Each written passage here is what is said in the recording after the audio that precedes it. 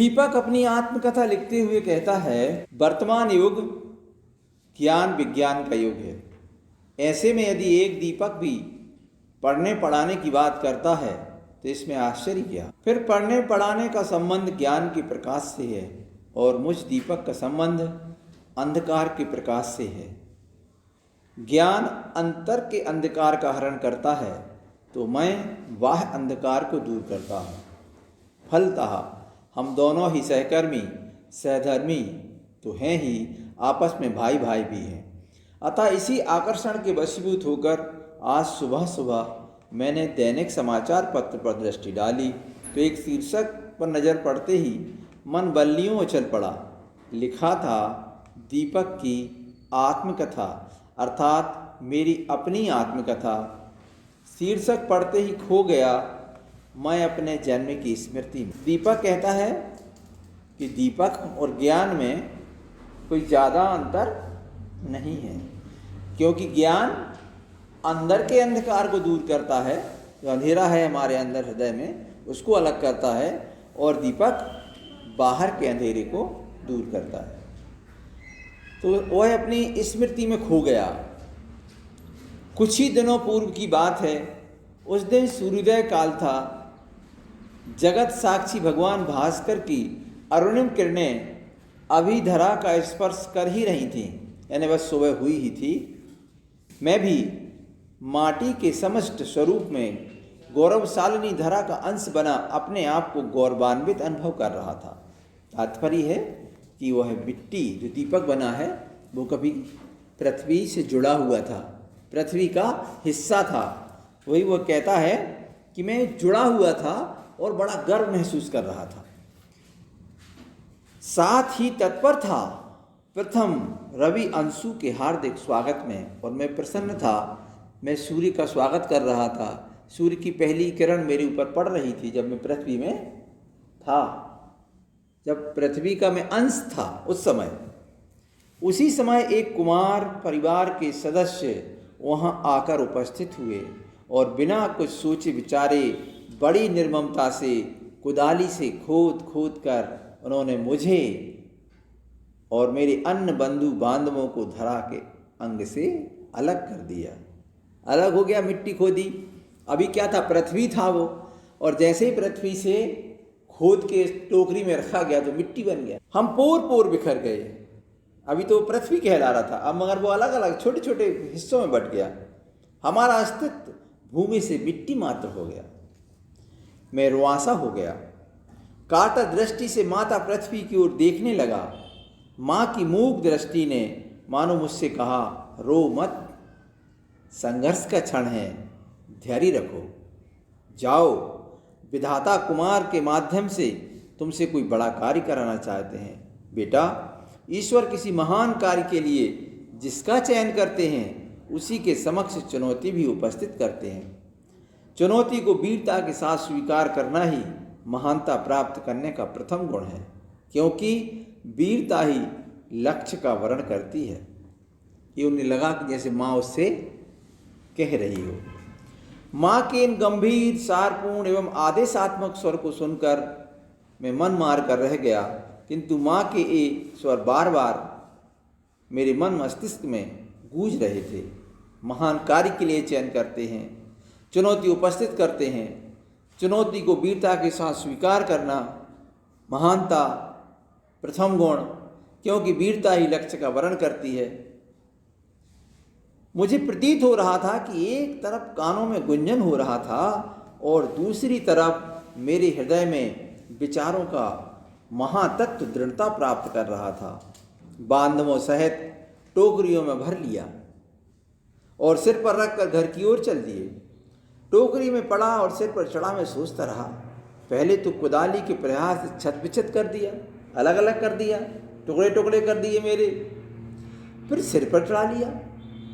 किंतु दूसरे ही क्षण सोचा, यह भी विधाता का कोई नियम होगा अथवा मेरी सहन शक्ति का प्रतिफल।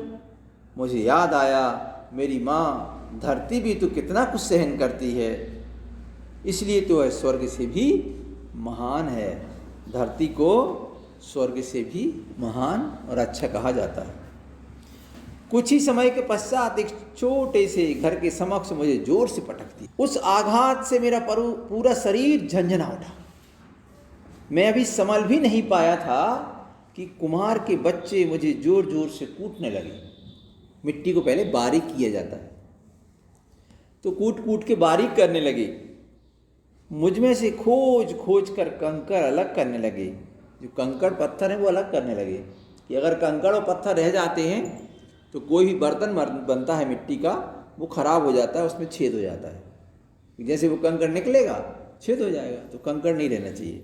कुम्हार वहीं थोड़ी दूर पर बैठा, और जिसको प्रकृति जिसका चयन करती है कुछ अच्छा करवाने के लिए, तो उसके साथ भी होता है। उसकी कमियों को अलग किया जाता है, धीरे धीरे अलग किया जाता है, सिखाया जाता है, और फिर किसी लक्ष्य को वह प्राप्त कर पाते हैं। कुम्हार बीच बीच में बच्चों को बता रहा था कि तुम्हें क्या करना है। कुछ ही देर में कुम्हार की पत्नी एक गागर में पानी भर लाई और मुझ कुटी पुटी जो मिट्टी थी इसमें मिलाने लगी। पानी पाकर कुटाई की पीड़ा अभी कम भी नहीं हुई थी कि कुम्हार ने मुझे पैरों से रौंदना प्रारंभ कर दिया। उसको मिलाना प्रारंभ कर दिया, अच्छे से मिल जाए वो। उसके पैरों की रौंद इतनी तीव्र थी कि मेरे तो डर के मारे हाथ पैर ही फूल गए। कुम्हार ने जब मुझे पूरी तरह फूला और गुथा हुआ जान लिया, तब उसने बड़े लौंदे का रूप दिया और फिर मुझे घूमते हुए चाक पर रख दिया। सबने देखा होगा घूमता हुआ चाक, मिट्टी के जब बर्तन बनते हैं तो एक चाक रहता है, उसमें डंडा लगा रहता है घुमाने के लिए। अब तो इलेक्ट्रिक वाले चल गए हैं, उसमें मिट्टी रखते हैं और फिर जिस आकार का जो बनाना है वो हाथ से उस आकार का बर्तन या दीपक बना लेता है। चाक की तीव्र गति भी कम भय त्रासक नहीं थी। कुम्हार ने दोनों हाथों से के सहारे मुझे गोल, लंबा और ऊपर से नुकीला बना दिया। इसके पश्चात ऊपर की नुकीली गीली थोड़ी सी मिट्टी को अपनी अंगुलियों के सहारे चाक पर आकार देना प्रारंभ किया। मैं हतप्रभ था, यानी मैं आश्चर्यचकित था कि बताओ, अभी कहीं मिट्टी था, मैं पृथ्वी का हिस्सा था, अभी देखो मुझे एक रूप प्रदान हो गया। उसकी कुशल कलाकारी ने मुझे दीप का स्वरूप दिया और एक मोटे से मजबूत धागे से काट कर चाक से अलग कर दिया। उस क्षण मैं अपने नवीन स्वरूप को देखकर अत्यंत प्रसन्न हुआ। सारे आघात, सारी पीड़ा विस्मृत सी हो गई, भूल गए। उस क्षण मुझे इस तथ्य का साक्षात दर्शन हुआ कि पीड़ा से ही सृजन का जन्म होता है। अगर कष्ट आते हैं तभी हम आगे बढ़ पाते हैं। कई दिनों तक मुझे कड़ी धूप में सूखना पड़ा, सुखाया गया। मैंने सूर्य के उस दाहक स्वरूप को सहन किया, या फिर यह कहूँ कि रवि के उस प्रखर तेज को धारण करके मैंने अपने अंदर के कच्चेपन को दूर किया। मेरी समझ में सूर्य की सत्संगति से मैं और मजबूत हो गया था, किंतु कुमार को संतुष्टि कहाँ। उसने मुझे पुनः आग की भट्टी में पकने के लिए डाल दिया। मित्रों, भट्टी की तीव्र दाहकता का वर्णन क्या करूं, देखने वाले तो क्या सुनने वालों के भी दिल दहल जाएं। मुझे कुमार पर बहुत क्रोध आ रहा था, किंतु मेरा वह क्रोध उस क्षण श्रद्धा में बदल गया जब आवा ठंडा हुआ और कुमार ने मुझे बड़े स्नेह और उल्लास से बाहर निकाला। बाहर आकर खुले आकाश और ठंडी हवा के संपर्क से मुझे शीतलता की अनुभूति हुई।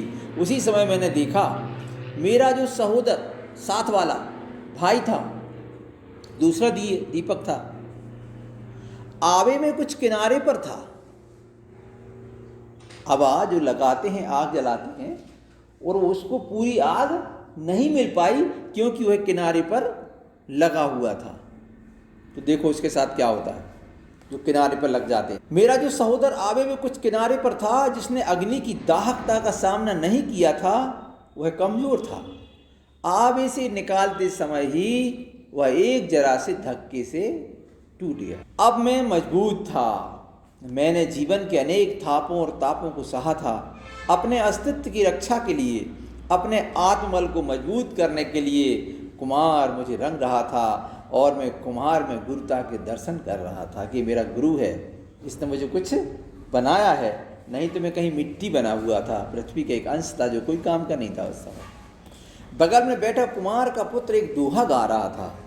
मुझे सुनाई दे रहा था कि गुरु कुमार शिष्य कुंभ है, गड़ गड़ काड़े खोट, अंतर हाथ सहार दे, बाहर मारे चोट। गुरु, सच्चा गुरु है वो एक कुम्हार की तरह होता है, सारे कष्ट देके, कमियों को उसमें से अलग करके और हीरा बना देता है। तो गुरु कुम्हार की तरह है। कई मटकी को बनती हुई देखा होगा तो क्या करता है, कुम्हार अंदर से कपड़े का सहारा देता है और बाहर से खूब ठोकता पीटता है, लकड़ी का लट्ठा लिया और ठोकता पीटता है, और उससे वो जो मटका बनता है वो पक्का हो जाता है, कभी उसमें से पानी बाहर नहीं निकलता और सुरक्षित रहता है। तो यहाँ पर कहा गया कि गुरु कुम्हार के समान है और शिष्य एक घड़े की तरह, गड़गड़ काड़े खोट। और गुरु क्या करता है, आपकी कमियों को उसमें से निकालता है, अलग करता है, दूर करता है। अंतर हाथ सहार दे, अंदर से तो सहारा देता है और बाहर से चोट मारता है कि तुम किसी न किसी प्रकार से सुधर जाओ और अपने लक्ष्य को प्राप्त करो, एक अच्छा लक्ष्य अपने जीवन में निर्धारित करो। कुमार प्रसन्न हो रहा था क्योंकि समय के थपेड़ों को सहकर भी, कठिन संघर्षों का सामना करके भी मैंने चुनौती को स्वीकार किया था, अपने आप को सच्चा दीप सिद्ध किया था। मैं स्वयं बिककर कुमार को गुरु दक्षिणा प्रदान कर रहा था। ये बिका और बिकने के बाद में उसे कुछ राशि मिली कुम्हार को, तो उसे लगा कि मैंने अपनी गुरु दक्षिणा दे दी। और फिर एक सुंदर से घर में मैंने प्रवेश किया। अरे यह क्या, लक्ष्य प्राप्ति के हर्ष को कुछ क्षण भी भली प्रकार अनुभव नहीं कर पाया था कि मुझे गलने के लिए पानी में डाल दिया गया। ऐसे होता है, दीपावली त्योहार जब आता है, जो दीपक आते हैं घर में, तो उनको पानी में पहले डाला जाता है, फिर उनको सुखाया जाता है, जिससे और कुछ कमी हो तो वो भी ठीक हो जाए। अगर इसके बाद भी कोई दीपक कच्चा रहता है तो उसको अलग कर दिया जाता है, उसमें फिर दीपक नहीं जलाते। तो गलने के लिए पानी में डाल दिया गया, फिर सुखाया गया, मुझ में तेल भरकर बाती डाली गई, मंत्रोच्चारण सहित अक्षत, रोली, चंदन और पुष्प से पूजा करके मुझे प्रज्वलित किया गया। मैं दीप से दीपक बनकर जीवन की पूर्णता प्राप्त कर रहा था, हरण कर रहा था उस तमस का, अंधेरे का जो पसरा हुआ था माता धरती के सीने पर, फैला रहा था प्रकाश चारों दिशाओं में, मूक नमन कर रहा था उन पंच तत्वों को जिनके योग से साकार रूप धारण किया था। मेरे भौतिक शरीर ने मूक नमन कर रहा था कृतज्ञ भाव से पुनः अपनी माँ भूमि को, अपनी मातृभूमि को। माँ पृथ्वी मुझे आशीष प्रदान कर रही थी अपनी कुक्षी की धन्यता की अनुभूति के साथ। मैंने जहाँ जिस पेट में बच्चे ने जन्म लेता है, कुक्षी कहते हैं उसको, तो इसने कहाँ जन्म लिया था, पृथ्वी माता की कोख में। तो वो भी धन्य, जब अच्छा काम करता है पुत्र या पुत्री तो माँ धन्य हो जाती है, और जब इसके पृथ्वी माँ के पुत्र ने अच्छा काम किया तो पृथ्वी भी धन्य हो गई। इस गहरी भावानुभूति से बाहर निकल जब मैं संचेतना को प्राप्त हुआ तो पाया घर के मुखिया अपने बच्चों को मेरा उदाहरण देकर शिक्षा दे रहे थे। देखो बच्चों, जिस प्रकार यह नन्हा सा दीप स्वयं जलकर भी दूसरों को प्रकाश देने में ही अपने जीवन अर्पित कर देता है, ठीक उसी प्रकार मनुष्य को भी जीवन के संघर्षों से घबराए बिना अपने आत्मबल को विकसित करके समाज और राष्ट्र के हित में अपना सर्वस्व निछावर कर देना चाहिए। यही मानव जीवन की सार्थकता है, क्योंकि त्याग के सुख का आनंद अनिर्वचनीय होता है, कहा नहीं जा सकता। त्याग जितना हम करते हैं उतना ही अच्छा है, अतुलनीय है, इसकी तुलना नहीं की जा सकती। इस प्रकार मुखिया अपने बच्चों को समझा रहे थे और मैं सुन रहा था, संतुष्ट और प्रसन्न हो रहा था अपने जीवन की सार्थकता पर, मिट्टी से दीप और दीप से दीपक तक की यात्रा पर।